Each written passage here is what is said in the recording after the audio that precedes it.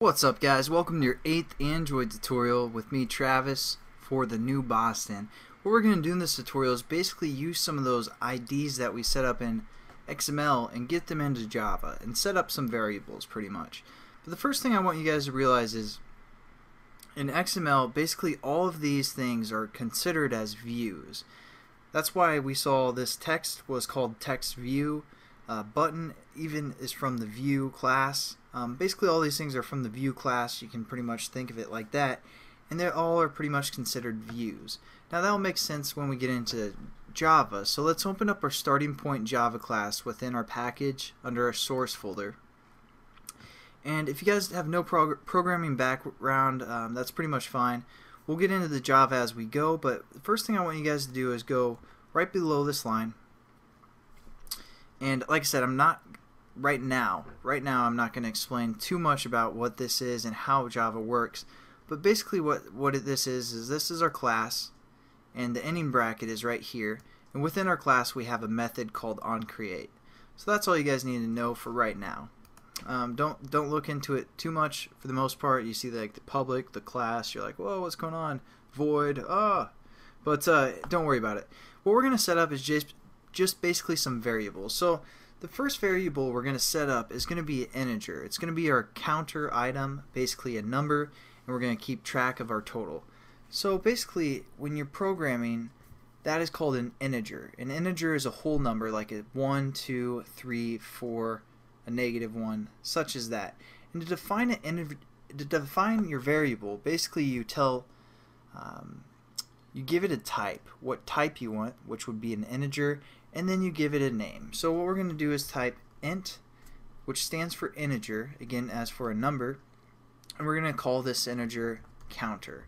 That's just the variable, that's the name that we're giving the variable. We aren't setting it equal to anything, but we're just setting up our variables.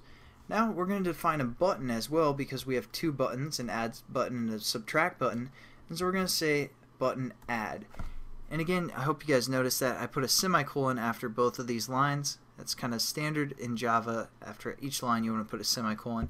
And we're getting an error for a button. So basically what I want you guys to do is hover over the button, and you can see we need to import the button, which basically is a class from the Android.widget packet.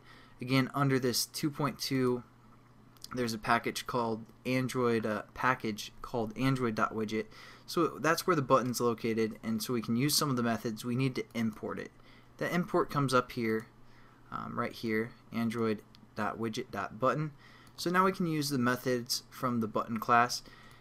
So there we go. We set up a button variable. Again, it doesn't mean anything. We just set up this variable called add, which is a button. Now we can set up another button called subtract down here as well. But when you want to define more than one button, you can also just hit a comma sub for subtract, or for a second button. So now we have two button variables, an add button and a subtract button.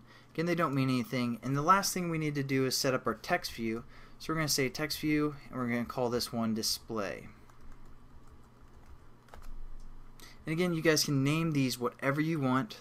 This is just the names that I'm using. But we do have to use this type, which is the text view. Again, we have to import it so we can use some of the methods from the text view class. So we have our variables set up, and now we want to connect them to the XML. So what we're going to do is go within this onCreate bracket below the set content view, and again that will be this bracket right here. So that way we know we're within our onCreate method, and we're going to set our counter equal to 0 starting out with. So it's pretty simple, just counter equals 0 and then semicolon, and now that set up our variable counter to 0, and again this variable is an integer, and our program's going to know that now that we're working with a number for the most part. And now we also need to set up what our add button is equal to, and to do this it might be kind of confusing jumping right into setting up references right away, but don't make it confusing, and we'll get into this in more detail later. But just within parentheses put button, basically meaning that we're going to use this as a button, and we're going to say find view by ID, just like that. Find view is capitalized, by is capitalized, and ID is I is capitalized. So basically, we're finding the view by the ID, and again, all those things are views. The button's a view, text view is a view, and we're going to find that view by the ID of that view. So we're going to put within parentheses r dot ID dot, and then we have our IDs that we set up in the XML in the last tutorial. Since we're setting up our add button in Java, we're going to say button add, and then we just have to hit a semicolon at the end of this, and we basically set up our ID. Now to set up again, or we basically set up the connection between XML and Java. So it's pretty simple for the most part. We're also going to do sub equals pretty much the same thing, just for repetition's sake, but find view by ID, and we're going to use a different ID because we need to reference the ID of the sub button. So that's going to be button sub, and then just a semicolon, and we also need to set up our text view. So we're going to say, whoops, display, which is again a text view type variable. We're going to set that equal to, within parentheses, text view,